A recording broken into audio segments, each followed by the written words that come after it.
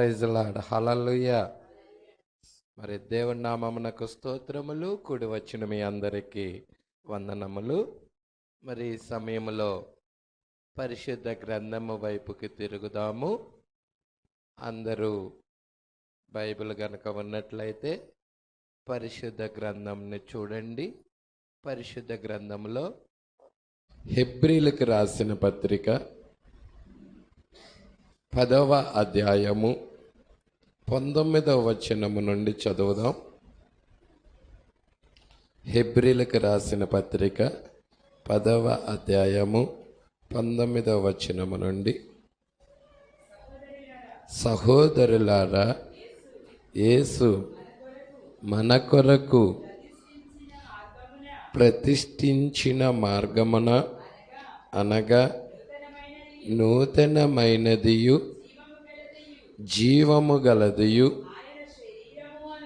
ఆయన శరీరము అను తెర ద్వారా ఏర్పరచబడినదియు నైనా మార్గమున ఆయన రక్తము వలన పరిశుద్ధ స్థలమునందు ప్రవేశించుటకు మనకు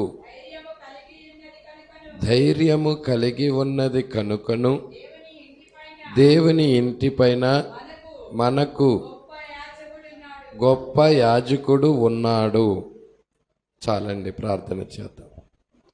స్తోత్రములు నాయన, మహిమగల రాజా, మీకే స్తుతులు స్తోత్రములు చెల్లించుకొనుచున్నాం. అయ్యా, ఇక్కడ నీ వాక్యము చదవబడి ఉన్నది. దయచేసి నీ వాక్యమనే రొట్టెను విరచి నీ ప్రియ బిడ్డలైన మాకివ్వండి ప్రభువా. వాక్యం ద్వారా నేడు మమ్మల్ని పోషించండి ప్రభువా. నీ సన్నిధికి వచ్చి ఉన్నాము ప్రభువా. మీరే మాతో మాట్లాడండి ప్రభువా. ఇప్పటిదాకా నీ ప్రియబిడ్డల పాటల ద్వారా నిన్ను స్తుతించారు. చప్పట్లు కొట్టుచు, వాయిద్యాలు వాయించుచు, కంఠస్వరాల ద్వారాగా నిన్ను మహిమపరిచారు. అతి ప్రాముఖ్యమైన సమయంలోకి మేము వచ్చి ఉన్నాం ప్రభువా. నీ ప్రియబిడ్డల నీ సన్నిధానంలో సాక్ష్యాల ద్వారాగా నిన్నే మహిమపరిచారు ప్రభువా. ఇప్పుడు అతి ప్రాముఖ్యమైన భాగంలోకి మేము వచ్చి ఉండగా మా కొరకు రొట్టెను విరిచి, జీవపు రొట్టెను విరిచి ఈ కాలపు వర్తమానం ఇవ్వండి ప్రభువా. కూడి వచ్చిన ప్రతి ఒక్క బిడ్డను దర్శించండి. వారికి ఏది అవసరమో నువ్వు ఎరిగిన దేవుడవు. అవసరత తీర్చండి ప్రభువా. పరిశుద్ధాత్మ బాప్తిజం ఇక్కడ ఇవ్వండి. కనబడని చీకటాత్మలన్నిటినీ ఈ స్థలము నుండి పారద్రోలండి. ఈ స్థలములో నీవు మాత్రమే ఉండునుగాక ప్రభువా. నీ సన్నిధి మాత్రమే ఇక్కడ ఉండునుగాక ప్రభువా. నీ ప్రసన్నత మాత్రమే ఇక్కడ ఉండునుగాక ప్రభువా. ప్రతి వ్యక్తితో మీరు మాట్లాడమని, ఇక్కడున్న ప్రతి వ్యక్తిని అయ్యా నీకు అప్పగిస్తున్నాము ప్రభువా. వారి దోషములు, పాపములు, అతిక్రమములు గొర్రెపిల్ల రక్తము క్రింద పెట్టి ఉన్నాము. అయ్యా, కృపకు పాత్రులుగా చెయ్యండి. మీరే రంగం మీద నిలబడండి.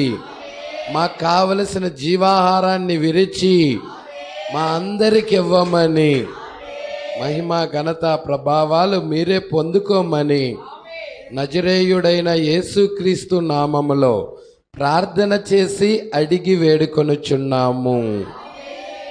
ఆమేన్. కూర్చుందాం. అందరము ఫ్రీగా కూర్చోండి.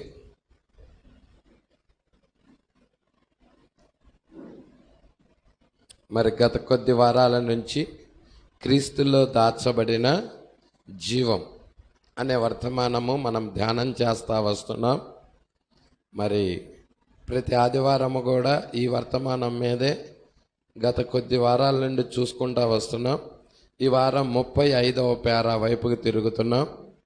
అందరూ మీ దగ్గర పుస్తకం ఉన్నట్లయితే క్రీస్తులో దాచబడిన జీవం అనే వర్తమానం బుక్ గనక ఉన్నట్లయితే 22వ పేజీ 35వ పేరా. అందరూ చూడాల్సిందిగా ప్రభు పేరట మనవి చేయుచున్నా. హల్లెలూయా.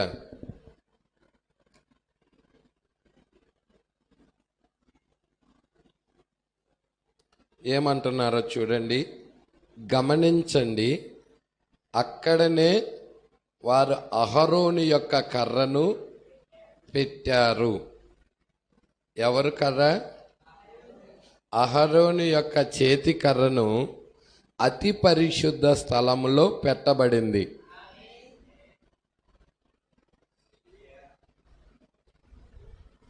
హల్లెలూయా. చాలా జాగ్రత్తగా కనుక మనం గమనించినట్లయితే ఆ కర్ర ఎండిపోయిన కర్ర. ఆ కర్ర బాదం చెట్టు నుండి నరకబడి ఆ కర్ర ఎండిపోయిన కర్రని తీసుకెళ్ళి ఎక్కడ పెట్టారయ్యా అంటే అహరోను యొక్క చేతి కర్రను తీసుకెళ్ళి ఎక్కడ పెట్టారయ్యా అంటే అతి పరిశుద్ధ స్థలములో పెట్టారు. ప్రజల ఎక్కడ పెట్టారమ్మా? అతి పరిశుద్ధ స్థలములో ఆ కర్ర పెట్టబడి ఉన్నది. బయట ఆవరణములో కాదు. హల్లెలూయా. ఈ కర్ర ఎవరికి సాదృశ్యం? పాత నిబంధనలో వ్యక్తులను చూస్తున్నాం. రిబ్కా ఎవరికి సాదృశ్యం? మనకి. శారా ఎవరికి సాదృశ్యం? మనకి. అబ్రహాం ఎవరికి సాదృశ్యం? పట్టుకుంటున్నారా? హల్లెలూయా. అలాగే ఈ మందిరములో పెట్టబడిన ఈ కర్ర ఎవరికి సాదృశ్యముగా ఉన్నది? దేవుడికి మహిమ కలుగునుగాక. ఈ కర్ర యొక్క ప్రాముఖ్యత ఏంటి? విశిష్టత ఏంటి?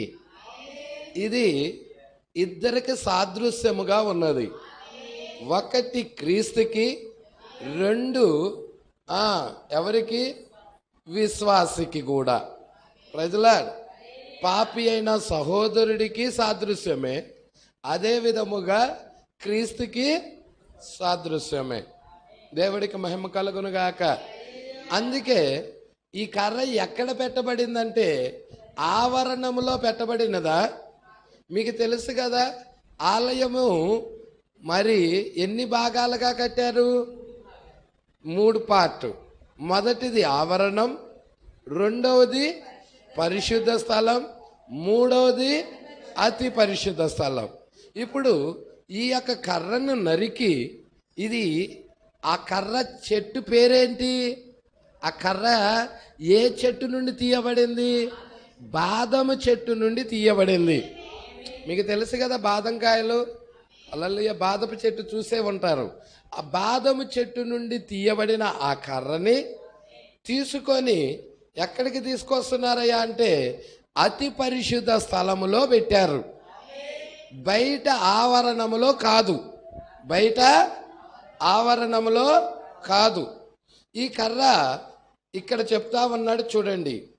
యాజకత్వము కొరకు ఎవరిని ఎంపిక చేసుకోవాలో తెలుసుకొనుటకు వారు దానిని లోపల పెట్టారు.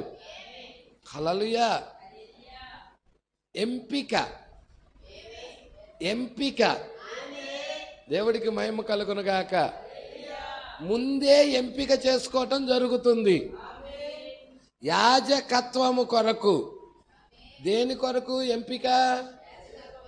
ఇప్పుడు ఏదైనా ఒక కోత కొయ్యాలనుకో, కోత కొయ్యటానికి ఆ యొక్క మేస్త్రి ఏం చేస్తాడు? కొంతమంది కూలీలని తీసుకెళ్తా ఉంటాడు. ఆ కోసే వారిని ఎంపిక చేసి పలానా పొలానికి వెళ్ళి మీరు ఆ యొక్క కోత కోసి రండమ్మా అని చెప్తా ఉంటాడు. ప్రజలా అవునా? పెయింట్లు వేసేవారు పెయింట్లు వేస్తారు, పెయింట్ పనులు ఉత్తీర్ణులు. ఎలక్ట్రీషియన్ కరెంటు చేసేవాళ్ళు కరెంటు పనిలో ఉత్తీర్ణులు. వ్యవసాయం చేసేవాళ్ళు వ్యవసాయ పనిలో ఉత్తీర్ణులు. అలాగే దేవుని యొక్క యాజకత్వము చేసేవారు దేవుని యొక్క యాజకత్వ పనిలో ఉండాలి. Praise the Lord. ఇప్పుడు ఆయన వధువుని దేనికి పిలుస్తున్నాడు? యాజకత్వం చేయటానికి పిలుస్తున్నాడు. హల్లెలూయా. రాజులైన యాజక సమూహం ఈమె. అంటే ఈమె యాజకత్వం చేయటానికి పిలుస్తా ఉన్నాడు. మరి యాజకత్వం చేయటం కొరకు పిలుస్తున్నట్టయితే ఎంపిక చెయ్యాలి. ఓ జనాల్లో నుండి ఎంపిక చేసుకోవాలి, లోకములో నుండి ఎంపిక చేసుకోవాలి. మరి అనేకులను ఎంపిక చేసుకోలేదు, కానీ దేవుడు నిన్నెంపిక చేశాడు. హల్లెలూయా. చూసారా అండి, ఈ ఊర్లో ఎంతో మంది ప్రజలు ఉన్నారు, ఎన్నో సంఘాలు ఉన్నాయి. కానీ ఈ వర్తమానం దగ్గరికి, ఈ వాక్యము దగ్గరికి, ఆయనను ఆరాధన చేయడానికి దేవుడి యొక్క ఎంపిక ఉన్నది. అది హల్లెలూయా. దేవుడి యొక్క ఎంపిక. అవునా కాదండి? దేవుడు ఎంపిక చేసుకున్నాడు, అందుకే నిన్ను పిలుస్తున్నాడు. ఆయన సేవ చేయటానికి, ఆయన ఆరాధించటానికి, ఆయన వాక్యాన్ని గైకోటానికి, ఆయన వాక్య ప్రత్యక్షత మీద నిలబడటానికి, దేవుని నీతిని ప్రత్యక్ష పరచడానికి దేవుడు నిన్నెన్నుకున్నాడు. కోట్లాది జనులలో లెక్కించావు, కోరుకొని నీ ప్రజగా, హల్లెలూయా, ఆయన ప్రజగా, ఆయన యాజకత్వం జరిగించటానికి, ఆయనకి సేవ చేయటానికి మరి దేవుడు నిన్ను పిలుచుకున్నాడు. అందుకే అంటున్నాడు, యాజకత్వము కొరకు ఎవరిని ఎంపిక చెయ్యాలో తెలుసుకొనుటకు వారు దానిని, అంటే ఆ కర్ర అనేది ఎవరు ఎంపిక చెయ్యబడతారో సూచిస్తుంది. హల్లెలూయా. పట్టుకుంటున్నారా? అది నేరుగా క్రీస్తును గురించి మాట్లాడుచున్నదని నాకు తెలియను. ఎంపిక చేసుకునేది ఆయనేనా? హల్లెలూయా. జగత్తుకు పునాది వేయబడక ముందే ప్రేమ చేత క్రీస్తులో మనలని ఏర్పాటు చేసుకున్నాడు, ఎంపిక చేసుకున్నాడు. హల్లెలూయా.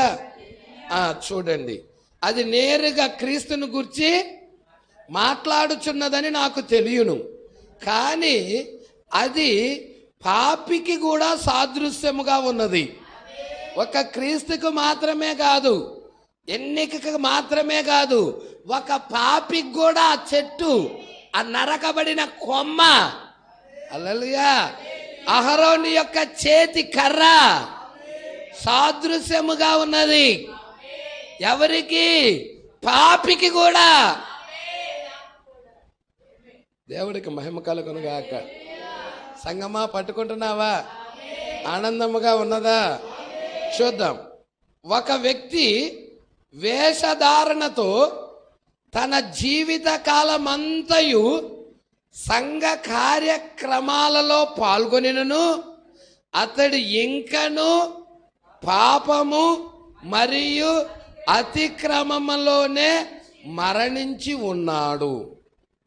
అయ్యా, ఆ అతి పరిశుద్ధ స్థలములోకి వెళ్ళని వ్యక్తి, హల్లెలూయా, ఏ వ్యక్తి అయితే ఆ అతి పరిశుద్ధ స్థలములోకి వెళ్ళకుండా సంఘ కార్యక్రమాల్లోనే పాల్గొంటూ, సంఘ కార్యక్రమాల్లోనే నిమగ్నమవుతూ జీవిస్తా ఉంటాడు, అతడు, హల్లెలూయా, పాపము మరియు అతిక్రమాల్లోనే మరణించుస్తున్నాడు. అతడు దేవుడి రాజ్యానికి వెళ్ళటం లేదు. అతడు ఒక వేషధారణ జీవితం జీవిస్తున్నాడు, ఒక సంఘ సభ్యుడుగానే మిగిలిపోయాడు. మనము ఒక సంఘ సభ్యులుగా మిగలకూడదు, మనము క్రీస్తును కలిగిన వారిగా ఉండాలి. సంఘానికి ఎందుకు వస్తున్నావు? ఒక సభ్యత్వం కోసమా? అయ్యా నేను ఫలానా సంఘానికి చెందిన వాడినని చెప్పుకోవటం కోసమా? క్రీస్తును ప్రత్యక్ష పరిచేదాని కొరక, క్రీస్తును కనపరిచేదాని కొరక. దేని కొరకు మనము సంఘానికి వస్తున్నాం? క్రీస్తును కనపరిచేదాని కొరకు. క్రీస్తును కనపరచాలంటే ఈ వ్యక్తి ఎక్కడికి వెళ్ళాలి? అతి పరిశుద్ధ స్థలానికి వెళ్ళాలి. హల్లెలూయా. అతి పరిశుద్ధ స్థలములోకి వెళ్ళకుండా ఏ వ్యక్తి క్రీస్తుని ప్రత్యక్షపరచలేడు, కనపరచలేడు. క్రీస్తుని కనపరచటానికి ఆ వ్యక్తి ఎక్కడికి వెళ్ళాలి? అతి ఆవరణంలో ఉన్న వ్యక్తి ఎక్కడికి వెళ్ళాలి? అతి పరిశుద్ధ స్థలములోకి వెళ్ళాలి. ప్రజలా అంటే ఆ కర్ర ఎవరికి సాదృశ్యము? ఒకటి క్రీస్తుకి సాదృశ్యం. ఎన్నిక కాబడిన, ఎన్నికకి చేసుకోవటానికి సాదృశ్యముగా ఉన్నది. రెండవది ఒక పాపి అయిన స్నేహితుడు, పాపి అయిన సహోదరుడికి కూడా సాదృశ్యమే అది. ఒక విశ్వాసికి కూడా సాదృశ్యమే అది. దేవుడికి మహిమ కలుగును గాక. ఇక్కడే ఉన్నారా సంగమా? ఎవరికన్నా నిద్ర వస్తుందా? ఎవరికి రావటం లేదు కదా. చల్లగా ఉంది, చక్కగా వాతావరణం. దేవుడికి మహిమ కలుగును గాక. సరే, కొద్ది నిమిషాలు విందాం. కానీ ఆ వ్యక్తి వెలుపల ఉన్నప్పుడు, ఎవరు వెలుపల అంటే ఆవరణములో, వెలుపల ఉన్నప్పుడు హల్లెలూయా, ఆ పాత కర్ర, ఆ కర్ర వెలుపల ఉందనుకో అది ఎండిపోయినట్టే ఉంటుంది. అవునా? ఆ అహరోని యొక్క చేతి కర్ర అతి పరిశుద్ధ స్థలములో కాకుండా వెలుపల ఉన్నదనుకో ఏమవుతుంది? అది ఎండిపోయినట్టే ఉంటుంది. అందుకే ఆ పాత కర్ర అది కేవలం ఒక సామాన్యమైన కర్ర, సామాన్యమైన కర్ర. అది ఎండిపోయే అంతవరకు అహరోను చేతిలో ఉన్నది. అది పచ్చిగా ఉన్నది. అది ఎక్కడ నుండి? చెట్టు నుండి నరకబడినది. క్రీస్తు నుండి చాలా మంది నరకబడుతున్నారు. ప్రజలా ఆ కర్ర ఎలా ఎండిపోతుందో క్రీస్తు నుండి నరకబడిన జీవితాలు కూడా అలాగే ఎండిపోతున్నాయని చెప్తా ఉన్నాడు. అది ఎండిపోయేంత వరకు అహరోను చేతిలో ఉన్నది. దానిలో జీవము, ఈ కర్రలో జీవం ఉందా? ఎండిపోయినాక పచ్చిగా ఉంటేనే కదా జీవంతో ఉండేది. పచ్చిగా లేదు, అది ఎండిపోయినది. ఎండిపోయిన తర్వాత దానిలో జీవం ఉన్నదా? హల్లెలూయా, జీవం లేదు. అదే చెప్తున్నాడు. దేవుని నుండి నరికివేయబడిన వ్యక్తి యొక్క జీవితం ఆ విధంగానే ఉండును. ఏ వ్యక్తి అయినా దేవుని నుండి నరికేయబడ్డాడనుకో జీవం లేని స్థితిలో, జీవం లేని స్థితిలో ఉంటాడు. హల్లెలూయా, జీవం లేని స్థితిలోనే అతడు ఉంటాడు. అందుకే ఇక్కడ అంటున్నాడు, దేవుని నుండి నరికివేయబడిన వ్యక్తి జీవితము ఆ విధముగానే ఉండును. అతడు క్రీస్తు లేని వ్యక్తి. ఎవరు లేరు అతని జీవితంలో? జీవం అనేది లేదు. ఆ ఎండిపోయిన కర్రలో జీవం ఎలా లేదో, అది ఎలా ఎండిపోయినదో, యేసు క్రీస్తు నుండి నరికివేయబడిన వ్యక్తిలో కూడా నిత్య జీవం అనేది లేదు. క్రీస్తు లేడు. క్రీస్తు లేని వ్యక్తి, ఆ వ్యక్తి బహుశా సంఘ సభ్యుడు కావచ్చు. ఏంటి పాస్టర్ గారు, యేసుక్రీస్తు నామములో బాప్తిజం తీసుకున్నాడు, చక్కగా పాటలు పాడతాడు, చక్కగా ప్రార్థన చేస్తాడు. ప్రజలా చక్కగా పాటలు పాడినా, చక్కగా ప్రార్థనలు చేసినా హల్లెలూయా పట్టుకుంటున్నారా సంగమా? క్రీస్తు యొక్క జీవము గనక అతనికి లేకపోతే అతడు ఎండిపోయిన వ్యక్తే. నరికివేయబడిన చెట్టు, ఆ చెట్టు నుండి ఆ కొమ్మ ఎలా నరికివేయబడినదో, అది ఎలాగా అది జీవం లేని స్థితిలో ఉన్నదో, అలాగే ఈ వ్యక్తి కూడా జీవం లేని స్థితిలోనే ఉంటాడు, కానీ సంఘ సభ్యుడిగా పరిగణిస్తాడు. అతడికే తెలియదు. హల్లెలూయా. నేను దేవుణ్ణి కలిగి ఉన్నాను అనుకుంటా ఉంటాడు, కానీ దేవుడు అతడిని ఎప్పుడో విడిచేశాడు. అందుకే ఇక్కడ అంటున్నాడు చూడండి, అతడు క్రీస్తు లేని వ్యక్తి, ఆ వ్యక్తి బహుశా సంఘ సభ్యుడు కావచ్చు. హల్లెలూయా. సంఘ సభ్యుడు కావచ్చు అంటే సంఘ సభ్యుడిగా ఉండి కూడా క్రీస్తు లేకుండా ఉంటారా? ఉంటాడని ప్రవక్త చెప్తున్నాడు ఇక్కడ. బాప్తిజం తీసుకోవచ్చు, సంఘ సభ్యుడిగా ఉండవచ్చు, అతడు మంచి మంచి పాటలైనా పాడచ్చు, ప్రజలా లేకపోతే ప్రసంగం చెయ్యొచ్చు, కానీ క్రీస్తు అతడిలో లేకపోతే అతడు క్రీస్తు నుండి నరికివేయబడిన వ్యక్తి. హల్లెలూయా. జీవం లేని వ్యక్తి. జీవం లేకుండా ఇవన్నీ చేయొచ్చు కూడా. అందుకే అంటున్నాడు చూడండి, ఆఫ్రికా భాష మాట్లాడే వ్యక్తికి ఐగుప్తి కథలు ఏ విధముగా తెలియదో తెలుసా అండి? ఆఫ్రికా వాళ్ళకి ఐగుప్తు భాష తెలుసా? ఎలా తెలియదో అతడికి కూడా క్రీస్తుని గూర్చి ఏ మాత్రం తెలియదు.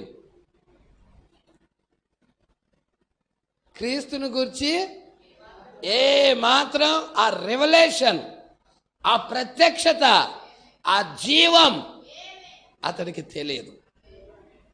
హల్లెలూయా. ఆ రెవల్యూషన్ గనక, ఆ ప్రత్యక్షత గనక అతడు పొందుకున్నాడు అనుకో, ఆయనలో క్రీస్తు ఉన్నాడని, జీవం ఉన్నదని. Praise lord.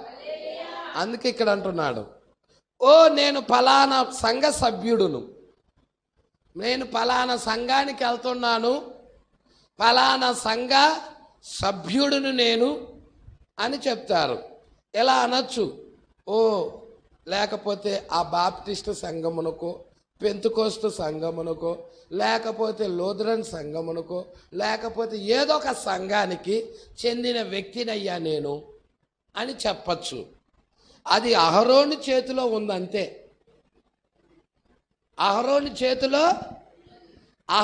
చేతిలో ఉన్నది ఏంటి? కర్ర. అదేమన్నా జీవంతో ఉందా? అది వెలుపల ఉన్నది కాబట్టి జీవం లేదు దానిలో. ప్రజలా, అహరోను చేతిలో ఉన్నది చెప్పుకుంటుంది, అది నేను పలానా సంఘానికి సంబంధించిన వ్యక్తినని. హల్లెలూయా. అది అహరోను చేతిలో ఉన్నది. అవును, అతడు ఉపయోగించబడుచున్నాడు కానీ అతడు వాడబడుతున్నాడు, ఉపయోగించబడుతున్నాడు, వాడబడుతున్నాడు, ఉపయోగించబడుతున్నాడు కానీ మృతుడే. పట్టుకోండి, ఉపయోగించబడుతున్నాడు. ఉపయోగించబడాలంటే ఇతడికి తలాంత ఉండాలిగా, ఉపయోగించబడాలంటే ఇటుకి ఉండాలిగా. హల్లెలూయా. ఉపయోగించబడుతున్నాడు కానీ అతడేంటి? మృతుడు. మరియు ఆ కర్ర అతి పరిశుద్ధ స్థలములో, హల్లెలూయా, ఆవరణములో కాదు, బయట కాదు, అహరోను యొక్క చేతిలో కాదు. ఆ కర్ర ఎక్కడికి వెళ్ళాలయ్యా అంటే అతి పరిశుద్ధ స్థలానికి వెళ్ళాలి. ఇప్పుడు కర్ర ఎవరికి సాదృశ్యము? ఒక వ్యక్తికి సాదృశ్యము, పాపి అయిన ఒక స్నేహితుడికి సాదృశ్యము. ఇప్పుడు ఇతడు ఎక్కడికి వెళ్ళాలంటే అతి పరిశుద్ధ స్థలంలోకి వెళ్ళాలి. ప్రజలా ఏమంటున్నాడు చూడు, ఆ కర్ర అతి పరిశుద్ధ స్థలములో, దేవుని కొరకు ప్రతిష్ఠించబడిన స్థలములో. అది దేవుని కొరకు ప్రతిష్ఠించబడిందేనా? నీ జీవితం కూడా ప్రతిష్ఠించుకుంటావా? ఒక సంఘ సభ్యుడిగానే అనుకుంటావా? అయ్యా, నా జీవితం దేవుని కొరకు ప్రతిష్ఠించుచున్నాను, ప్రైజ్ లార్డ్. దేవుని కొరకు ప్రతిష్ఠించబడిన స్థలములో, పరిశుద్ధాత్మ సన్నిధిలో, అక్కడ ఏమున్నది? పరిశుద్ధాత్మ యొక్క సన్నిధి ఉన్నది. ఆ సన్నిధిలో పెట్టబడినప్పుడు ఏమి జరుగునో మీకు తెలుసు. ఒకే ఒక్క రాత్రి, ఎన్నో రాత్రులు కాదు, ఎన్నో దినాలు కాదు, ఒక్క రాత్రిలోనే అది చిగిర్చి పుష్పించి బాదం కాయలు కాచినది. ఒక్క రాత్రిలోనే దానికి జీవం వచ్చేసింది. ఒక్క రాత్రిలోనే దానికి జీవం వచ్చినది. ఓ సంగమా, మనం ఎందుకు అతి పరిశుద్ధ స్థలంలోకి వెళ్ళకూడదు? మనం ఎందుకు ఆ షకీనా మహిమ కిందకి వెళ్ళకూడదు? లోకాన్ని విడిచి, పాపాన్ని విడిచి, అవిశ్వాసాన్ని విడిచి, నులివెచ్చని భక్తి విడిచి మనం ఎందుకు ఆ స్థలంలోకి వెళ్ళకూడదు? Praise Lord. ఒక్క రాత్రిలోనే ఎప్పుడైతే ఆ మహిమ కిందకి నువ్వు తీసుకురాబడుతున్నావో, ఆ పరిశుద్ధాత్మ సన్నిధి కిందకి నువ్వు తీసుకురాబడుతున్నావో, నీ ఎండిన జీవితము, నీది ఎండిపోయిన జీవితము, జీవం లేని స్థితిలో ఉన్న జీవితము, ఏదో జరిగినది అక్కడ. ఆ అగ్ని స్తంభము వచ్చింది అక్కడికి, ఆ ఫైర్ ఫిల్లర్ వచ్చింది అక్కడికి, ఆ షకీనా గ్లోరీ వచ్చింది అక్కడికి. ఆ మహిమ అక్కడికి వచ్చినది. ఎప్పుడైతే ఆ మహిమ వచ్చినదో, ఎండిపోయిన కర్ర జీవంతో నింపబడినది. ఎండిపోయిన కర్రలోకి జీవం వచ్చినట్టుగా ఈరోజు ఈ వ్యక్తులలోకి జీవముతో నింపబడుతున్నారు, పరిశుద్ధాత్మతో నింపబడుతున్నారు. Praise Lord. అందుకే ఇక్కడ అంటున్నాడు చూడండి, ఒకరోజు మనకు కావలసిందేమనగా, ఈరోజు మనకి, ఈరోజు ప్రెజెంట్ టెన్స్, ప్రస్తుతము, ఇప్పుడు మనకి కావలసిందేమనగా, మనము సంఘ సభ్యత్వమును దాటాలి. హల్లెలూయా. సంఘ సభ్యత్వంలో ఉండకూడదు. మనం ఫలానా సంఘానికి సంబంధించిన వాళ్ళమని కాదు మనకి కావలసింది. మనకు కావలసింది దాన్ని దాటాలి, దాన్ని విడిచిపెట్టి ఇంకొక దానిలోకి వెళ్ళాలి. ప్రభు అయిన యేసుక్రీస్తుకు సంపూర్తిగా ప్రతిష్ఠించబడి, ఎంతమంది మీ జీవితాలు, ఎంతమంది మీ జీవితాలు ప్రభు అయిన యేసుక్రీస్తు కొరకు ప్రతిష్ఠించుకుంటున్నారు? ప్రతిష్ఠించుకుంటున్నారా? మీ జీవితాలు ప్రతిష్ఠించుకుంటున్నారా? అయ్యా, నేను బ్రతికితే క్రీస్తు కొరకే, చావైతే లాభమని పౌలు గారు చెప్పినట్లుగా. Praise Lord. అక్కడ ఏమంటున్నాడో చూడు, మనము సంఘ సభ్యత్వము నుండి దాటి ప్రభు అయిన యేసుక్రీస్తుకు సంపూర్తిగా ప్రతిష్ఠించబడి అతి పరిశుద్ధ స్థలములో ప్రవేశించాలి. అతి పరిశుద్ధ స్థలములో ఏమున్నది? మందసం ఉన్నది అక్కడ, కరుణా పీఠం ఉన్నది అక్కడ, షకీనా గ్లోరీ ఉన్నది అక్కడ, ఆ యొక్క వెలుగు వస్తుంది అక్కడికి, ఆ అగ్ని స్తంభం వస్తుంది అక్కడికి, ఆ మేఘ స్తంభం వస్తుంది అక్కడికి, ఆ సహజాతీతమైన వెలుగు వస్తుంది అక్కడికి. మరి ఆ సహజాతీతమైన వెలుగు నీకు కావాలా? నీ జీవితానికి కావాలా? కావాలంటే నువ్వు ఇప్పుడే అతి పరిశుద్ధ స్థలములోకి దేవుని కొరకు ప్రతిష్ఠించుకొని నీ జీవితాన్ని యేసుక్రీస్తు కొరకు ప్రతిష్ఠించుకొని ఎందుకు ప్రవేశించకూడదు? ఎంతమంది ప్రవేశించడానికి ఇష్టపడుతున్నారు ఆ అతి పరిశుద్ధ స్థలములోకి? హల్లెలూయా. ఏమంటున్నాడో చూడండి. ఎప్పుడైతే సంఘ సభ్యత్వం వదిలిపెట్టేసి ప్రభు అయిన యేసుక్రీస్తుకు సంపూర్తిగా ప్రతిష్ఠించబడి అతి పరిశుద్ధ స్థలంలోకి వెళ్తున్నావో ఇక అక్కడ మార్పు జరుగుతుంది. అక్కడ మార్పు జరుగుతుంది. అప్పుడు దాకా నువ్వు లోకంలో తిరిగావు, లోకములో ఉన్నావు, లోకపు జీవితాలు జీవించావు. ఎప్పుడైతే అతి పరిశుద్ధ స్థలంలోకి వెళ్ళావో ఇక ఏం జరుగుతుందంటే ఆ ఎండిపోయిన కర్ర చిగిరించినట్టుగా. హల్లెలూయా. చిగిరించటమే కాదు,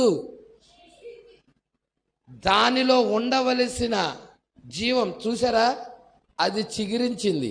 అదేంటి? దానిలో ఉండవలసిన జీవం లేదు, అది మృతమైనది. అక్కడున్న గుడారము యొక్క కర్రవలే ఉన్నది అది. కానీ అది ఒక చెట్టు అయినచో అది బాదం చెట్టు నుండి తీయబడింది, కానీ అది చనిపోయినది. ఈరోజు అనేకులు తాము మృతి పొంది ఉండి ప్రజలా ఏమంటున్నారో చూసారా, బయట ఉంటే అది చనిపోతుంది. ఆ చెట్టు నుండి నరికివేయబడిన తర్వాత అది చనిపోతుంది. అయితే ఈరోజు అనేకులు తాము మృతి పొంది ఉండి ఎలాంటి ఫలాలు ఫలించకుండా మేము క్రైస్తవులమని చెప్పుకుంటున్నారు. చెప్పండి ప్రజల, ఈరోజు అనేకులు అన్నాడు. భూమి మీద జరుగుతుంది ఇదే. హల్లెలూయా. ఈ పాయింట్ నోట్ చేసుకోండి, ఈ పాయింట్ అండర్లైన్ చేయండి. ప్రవక్త ఏమంటున్నాడో చూడండి. ఈ మాట మీ హృదయంలో నాటుకొనివ్వండి. ప్రజల, ఈరోజు అనేకులు క్రైస్తవులుగా పిలువబడుతున్నవారు ప్రజల క్రైస్తవులమని చెప్పుకుంటున్నారు, కానీ ఫలాలు లేవు. క్రీస్తు యొక్క ఫలాలు వారి జీవితంలో లేవు. ప్రజల, క్రీస్తు యొక్క ఫలాలు మనం కలిగి ఉండాలి. ప్రతి వాడు ఏది కొరకు చూస్తున్నాడు? లోకమంతా కూడా ఏదో యేసుక్రీస్తు దగ్గరికి వెళ్తే దీవెన వస్తుంది, దేవుడి దగ్గరికి వెళ్తే స్వస్థత వస్తుంది, యేసుక్రీస్తు దగ్గరికి వెళ్తే దేవుడు అప్పుల బాధ నుండి తప్పిస్తాడు. అర్థమవుతుందా? హల్లెలూయా. ఈ విధముగా నమ్ముకునే వాళ్ళు ఎక్కువైపోయారు. యేసుక్రీస్తు ఫలాలు వీటిల్లో ఏమైనా ఉన్నాయా? అప్పులు బాధలు అనేది యేసుక్రీస్తు ఫలాలా? తీసివేయటం, డబ్బు సంపాదన అనేది యేసుక్రీస్తు ఫలాలా? చెప్పండి. యేసుక్రీస్తు ఫలాలు సంఘములో కనపడాలి. క్రైస్తవులమని చెప్పుకుంటున్న వారిలో క్రీస్తు యొక్క ఫలాలు కనపడాలి. ఈరోజు బిల్డింగ్లు కట్టడం కాదు, కార్లు కొనటం కాదు. అర్థమవుతుందా? గుడారాల్లో ఉన్నా కానీ మనము క్రీస్తు ఫలం తీసుకురావాలి. ఏంటి క్రీస్తు యొక్క ఫలం? క్రీస్తు యొక్క ఫలం ఏంటి? ఈరోజు క్రైస్తవంలోనికి ఆశీర్వాదాలు ఆశీర్వాదాలు ఆశీర్వాదాలు, నోరు తెరిస్తే ఆశీర్వాదాలు ఆశీర్వాదాలు ఆశీర్వాదాలు. దీని కొరకే ప్రజలు పరుగులెత్తుతున్నారు. క్రీస్తు ఫలమో క్రీస్తు ఫలమో క్రీస్తు ఫలమో అని ఎందుకు అనవు? క్రీస్తు వలె ఉండాలో క్రీస్తు వలె ఉండాలని ఎందుకు అనవు? ప్రజలా, ఏమన్నా యేసుక్రీస్తు 2000 సంవత్సరాల క్రితం వచ్చి ఏమన్నా డబ్బులు సంపాదించాడా ఏంటి? మేడ మిద్దెలు కట్టడాలు సంపాదించాలు ఏమన్నా జరిగినాయా? ఆయన ఏం కనపరిచాడు? ఏం ప్రత్యక్షపరిచాడు? ఈరోజు మనమేం ప్రత్యక్షపరుస్తున్నాం? మనమేం కనపరుస్తున్నాం? ప్రజల ఆయన జీవితానికి మన జీవితానికి తేడా. యేసు భూమి మీదకి వచ్చి జీవించిన జీవితము, నీవు భూమి మీదకి వచ్చి జీవించిన జీవితము రెండు ట్రాలీ చేయి. హల్లెలూయా. డిఫరెంట్ ఏంటో చూడు. దేవుడికి మహిమ కలుగును గాక. ఈరోజు క్రైస్తవుడు దేవుడిని ఎందుకు నమ్ముకున్నామయ్యా అంటే, దేవుడు దీవిస్తాడని నమ్ముకున్నానయ్యా, అప్పుల బాధ నుండి విడిపిస్తాడని నమ్ముకున్నానయ్యా, ఇదిగో రావలసిన బాకీలు ఉన్నాయి, వాటిని వాళ్ళ మనసులను మార్చి ఆ బాకీలు ఇస్తాడేమో, ఆయన దగ్గరికి వస్తే ఆ డబ్బులు ఇస్తారేమని వచ్చానయ్యా. ఇవి ఈ లోక సంబంధమైనవే ఆశీర్వాదాలు అనుకుంటూ భ్రమలో బ్రతుకుతున్నారు. కానీ క్రీస్తు ఫలం ఏంటో తెలుసా? ప్రేమ, సంతోషం, సమాధానం, దీర్ఘశాంతం, దయాలత్వం, మంచితనం, విశ్వాసం, సాత్వికము, ఆశా నిగ్రహం. ఇవేంటి క్రీస్తు యొక్క ఫలములు. ప్రజల ఇవి నీలో మెండుగా ఉండాలి, ఇవి కలిగి ఉండాలి. మనకి తినటానికి లేకపోయినా కానీ ఇవి లేకపోతే మనకి ఇబ్బంది. ప్రజల క్రీస్తు ఫలాలు మనం ఫలించాలి. ఒకరోజు యేసుక్రీస్తు నడుచుకుంటా వెళ్తున్నాడు, అంజూరపు చెట్టుకి వెళ్ళి చూచాడు, అవి ఫలాలు లేవు. ఫలాలు ఉన్నాయా? అది ఫలాలు లేవు. ఫలాలు లేకపోయేదానికి ఆ చెట్టుని ఏం చేశాడు? శపించాడు.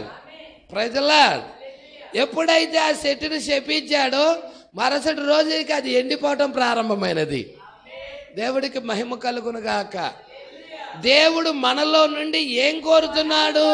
ఫలాలు కోరుతున్నాడు. క్రీస్తు యొక్క ఫలాలు కోరుతున్నాడు. ఓ సంగమా, మనము ఆ ఫలాలు కలిగి ఉండాలా? ఈరోజు మనం కలిగి ఉండాల్సింది క్రీస్తు యొక్క ఫలం. ప్రజలా అందుకే ఇలా చెప్తున్నాడు.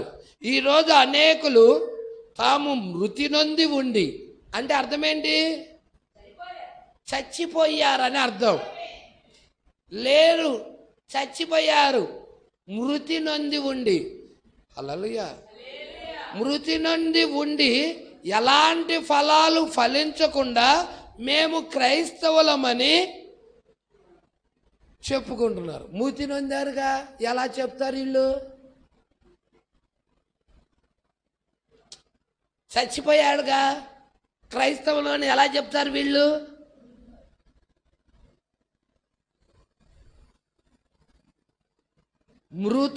మృతులను పాతి పెట్టుకుంటారు. వచ్చి నువ్వు నన్ను వెంబడించి అన్నాడు యేసయ్య. ప్రజలా ఇక్కడ అర్థమేంటి? వీళ్ళు మృతులై ఉన్నారంటే అర్థమేంటి? ఆత్మీయంగా చచ్చారు. ఆత్మీయంగా డెడ్, చచ్చారు.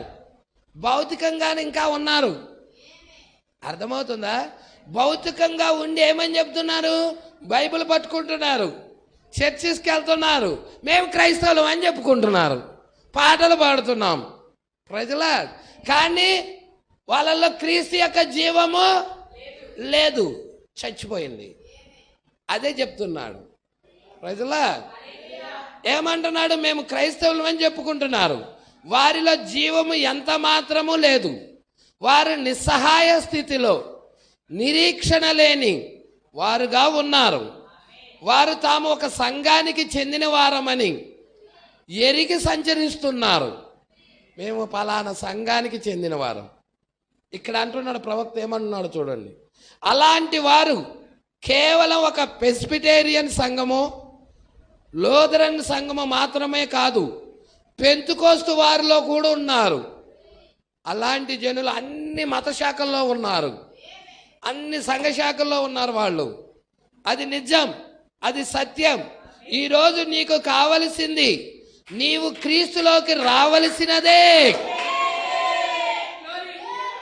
సంఘంలోకి కాదు, క్రీస్తులోకి రావాలి.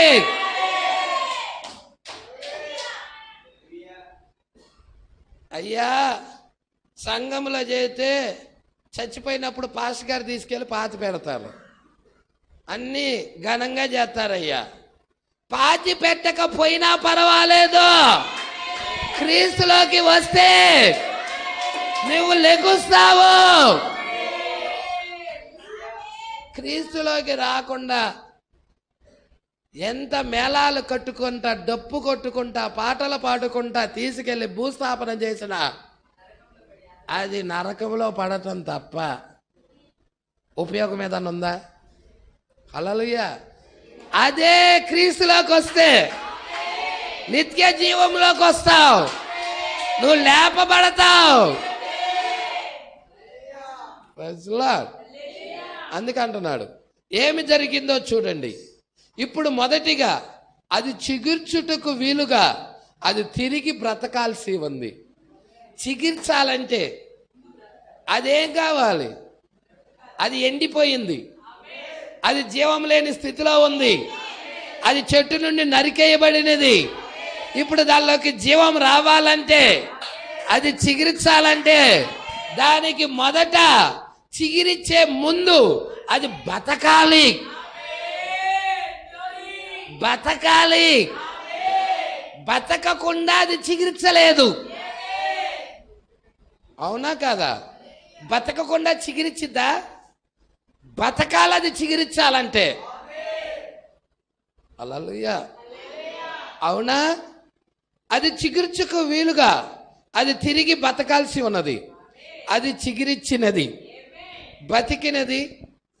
హల్లెలూయా. 2 దినాలైన తర్వాత 3వ దినాన ఆయన సముఖమందు మనము బ్రతుకున్నట్లు 2000 సంవత్సరాలైన తర్వాత ఇదిగో ఆయనే సర్వోన్నతుడైన దేవుడే పరలోక సింహాసనాన్ని వదిలిపెట్టి భూమి మీదకి వచ్చి మనల్ని బ్రతికిస్తా ఉన్నాడు. ఆయన సన్నిధిలో మనం బ్రతుకున్నట్లు మనం ఆయన సన్నిధికి వెళ్దామా? యేసు దగ్గరికి వెళ్దామా? హల్లెలూయా. అందుకంటున్నాడు చిగురించింది. అది కేవలం చిగురించుట మాత్రమే కాదు, ఎప్పుడైతే నువ్వు బ్రతికావో, బ్రతికిన తర్వాత ఇక నీలో కార్యాలు జరగటం ప్రారంభమవుతున్నాయి. చిగిరిస్తా ఉన్నది. చిగిరించడం మాత్రమే కాదు, పుష్పించినది. పువ్వులు వచ్చాయి. పుష్పించడం మాత్రమే కాదు, ఫలాలు కూడా వచ్చాయి. Praise Lord. బ్రతకటం, చిగిరించడం, పుష్పించడం, ఫలాలు రావటం. హల్లెలూయా. ఈ సమయంలో ఒకసారి మిమ్మల్ని యెహెజ్కేలు గ్రంథం 37వ అధ్యాయం వైపు తిప్పాలని ఇష్టపడుచున్నాను. యెహెజ్కేలు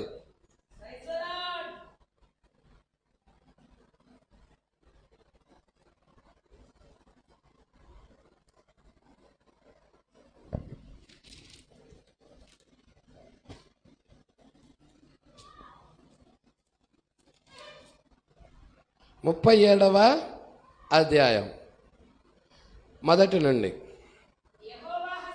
యెహోవా హస్తము ఎప్పుడు ఏమొచ్చింది?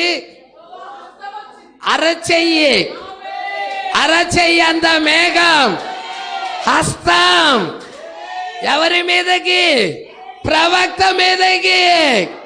యెహెజ్కేలు ప్రవక్త మీదకి. ఇక్కడ ఎవరొచ్చారు ఈ కాలంలో?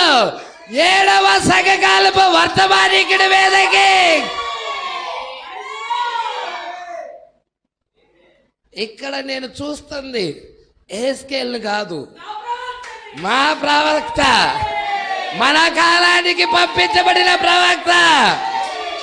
యెహోవా హస్తం వచ్చింది అక్కడికి. మొదటి నిర్గమములో మోషే దగ్గరికి బలమైన హస్తము ద్వారాగా వారిని ఐగుప్తు నుండి బయటికి తీసుకొచ్చినట్టయితే, మూడవ నిర్గమములో ఈ కాలపు ప్రజలని బలమైన హస్తము ద్వారాగా మరలా సంఘశాఖల నుండి బయటికి తీసుకొని వాగ్దాన దేశంలోకి తీసుకెళ్తున్నాడా? Praise lord. ఎంతమంది ఇక్కడే ఉన్నారు సంగమా?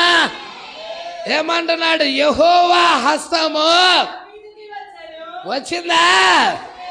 వచ్చిందా? ఆత్మవశుడయ్యాడు. ఎప్పుడైతే ప్రవక్త ఆత్మవశుడయ్యాడు,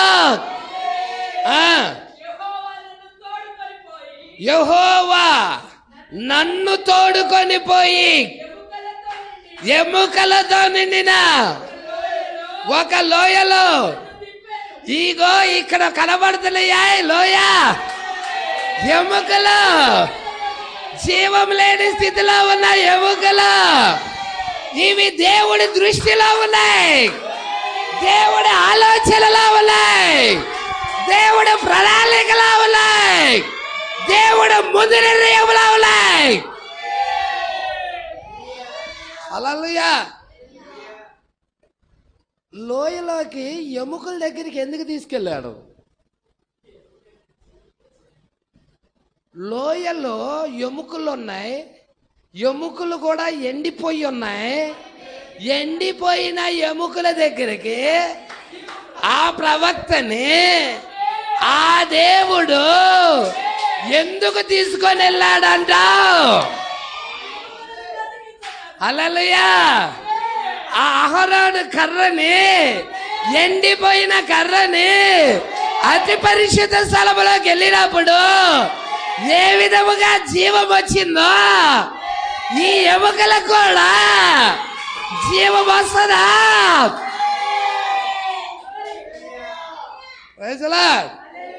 చూద్దామా? ఎండిపోయిన ఏమంటున్నాడు? లోయలో నన్ను తోడుకొని పోయి ఎముకలతో నిండిన ఒక లోయలో నన్ను వాటి మధ్య నన్ను ఇటు అటు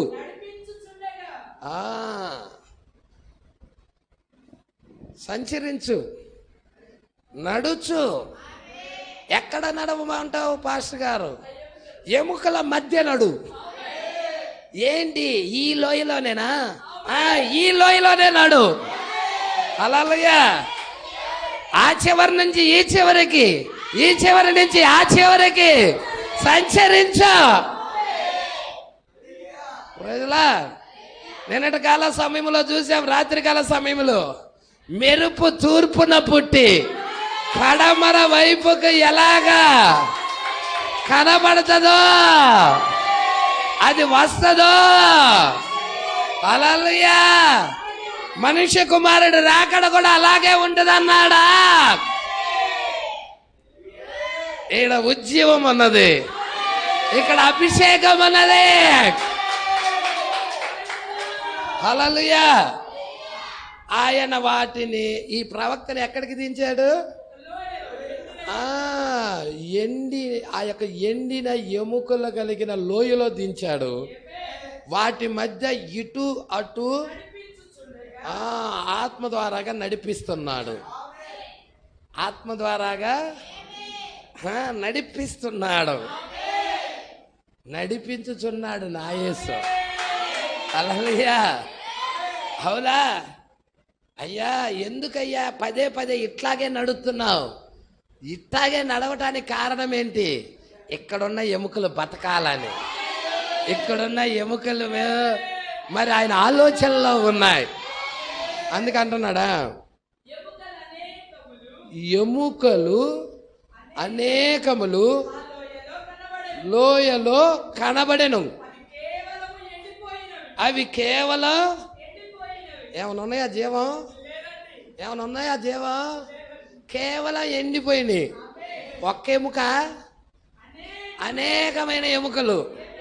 వధువు కూడా అనేక సభ్యులేనా? విస్తారమైన అనేక సభ్యులేనా? వధువుని జీవములోకి తీసుకొని వస్తుంది.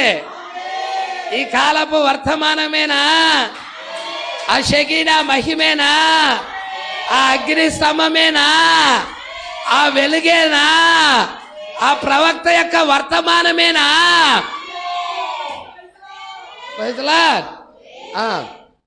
చూద్దాం.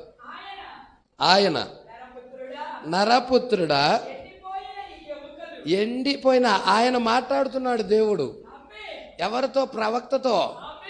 ఏమంటున్నాడు? నరపుత్రుడా, ఎండిపోయిన ఈ ఎముకలు. దేవుడు ఆలోచన అది. ప్రజలా, నరపుత్రుడా, ఓ ప్రవక్త, ఎండిపోయిన ఈ ఎముకలు బ్రతకగలవా అని ఎవరిని అడిగాడు? ప్రవక్తను అడిగాడు. ప్రభువా, యెహోవా, అయ్యా నాకైతే తెలియదయ్యా. అయ్యా నీకు అసాధ్యమైతే ఏది లేదయ్యా. నీకైతే సమస్తము సాధ్యమయ్యా. అది నీకే తెలియాలయ్యా. నీకే తెలియనని నేనంటిని. అందుకైన ఏం కావాలి? ప్రవచనం కావాలి. సంఘశాఖ బోధ కాదు, థియాలజీ కాదు, నేర్చుకున్నది కాదు, ప్రవచనాలు ఎత్తి.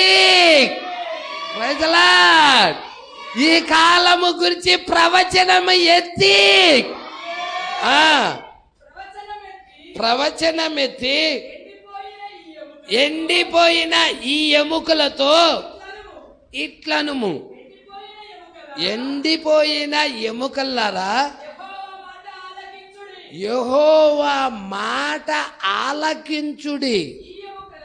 అసలు దానిలో జీవం ఉంటే ఆలకించడానికి ప్రజలా, అది ఎండిపోయి ఉన్నది. కానీ నేనేమంటున్నాడు? యెహోవా మాట ఆలకించుడని ఎముకతో చెబుతున్నాడు. జీవం లేని దానితో చెబుతున్నాడు. హల్లెలూయా. ఎండిపోయిన ఈ ఎముకలారా, యెహోవా మాట ఆలకించుడి. ఈ ఎముకలకు ప్రభువైన యెహోవా సెలవిచ్చునదేమనగా, మీరు బ్రతుకున్నట్లు నేను మీలోకి నేను రప్పించేది ఎవరు? అక్కడ అంటారు, మళ్ళీ చదవాలి. హల్లెలూయా.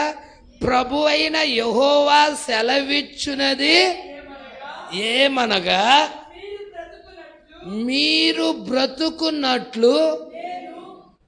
ఎవరైనా నేనంటే ఎవరు? నేనంటే ఎవరు? ప్రవక్త. యెహెజ్కేలు ప్రవక్త. ఇప్పుడు యెహెజ్కేలు ప్రవక్తలో ఎవరున్నారు? దేవుడున్నాడు, బలిష్ఠుడైన దూతన్నాడు. ఏమంటున్నాడో చూడండి. నేను మీరు ఎండిపోయిన ఎముకలారా. హల్లెలూయా. ఏమంటున్నాడు? ఈ ఎముకలకు ప్రభు అయిన యెహోవా సెలవిచ్చినదేమనగా, మీరు బ్రతుకున్నట్లు నేను మీలోకి జీవాత్మను రప్పించుచున్నాను. హల్లెలూయా. నేను అంటే ఇప్పుడు దేవుడు ఎవరిలోకి వచ్చాడు? ప్రవక్తనే ముసుగులోకి వచ్చేసాడా? హల్లెలూయా. పాత్ర పట్టుకుంటున్నారా? హల్లెలూయా. ఇక్కడ ఈ విషయాలు జాగ్రత్తగా పట్టుకుంటున్నారా? నేను మీలోకి జీవాత్మను రప్పించుచున్నాను. చర్మము కప్పి మీకు నరాలిచ్చి మీ మీద మాంసము పొదిగి చర్మము మీ మీద కప్పెదను. మీలో జీవాత్మ ఉంచగా మీరు బ్రతుకుదురు. అప్పుడు నేను యెహోవానై ఉన్నానని మీరు తెలుసుకొందురు. ఆయన నాకిచ్చిన ఆజ్ఞ ప్రకారం నేను ప్రవచించుచుండగా గడగడమని ధ్వని ఒకటి ఏం పుట్టిందంట? ఆ లోయలో ఏం పుట్టింది? శబ్దం వచ్చింది. గడగడ గడగడ గడగడ శబ్దం వచ్చింది. ఇక్కడుందా లోయ? ఇక్కడ ఉన్నాయా ఎముకలు? ఇక్కడ ఉన్నాయా శబ్దము? ప్రవక్త ప్రవచనం ఎత్తి మాట్లాడాడు. హల్లెలూయా. ఆయన అంటున్నాడు చూడు, నేను ప్రవచించుచుండగా గడగడమని ధ్వని ఒకటి పుట్టెను. అప్పుడు ఎముకలు ఒకదానితో ఒకటి కలుసుకొనెను. నేను చూచుచుండగా నరాలు మాంసము వాటి మీదకి వచ్చెను. వాటిపైన చర్మము కప్పెను. అయితే వాటిలో జీవాత్మ ఎంత మాత్రము లేకపోయెను. అప్పుడు ఆయన, నరపుత్రుడా, జీవాత్మ వచ్చునట్లు ప్రవచించి. ఎవరు ప్రవచించాలి? ఎవరిలో ఉండి ప్రవచిస్తున్నారు? హల్లెలూయా. జీవాత్మ వచ్చునట్లు ప్రవచించి ఇట్లనము, ప్రభువకు యెహోవా సెలవిచ్చినదేమనగా, జీవాత్మ 4 దిక్కుల నుండి వచ్చి హతులైన వీరు బ్రతుకున్నట్లు వారి మీద ఊపిరి విడువుము. ఆయన ఆజ్ఞాపించినట్లు నేను ప్రవచింపగా జీవాత్మ వారిలోకి వచ్చెను. వారు సజీవులై లేచి లెక్కింప శక్యము కాని మహాసైన్యమై.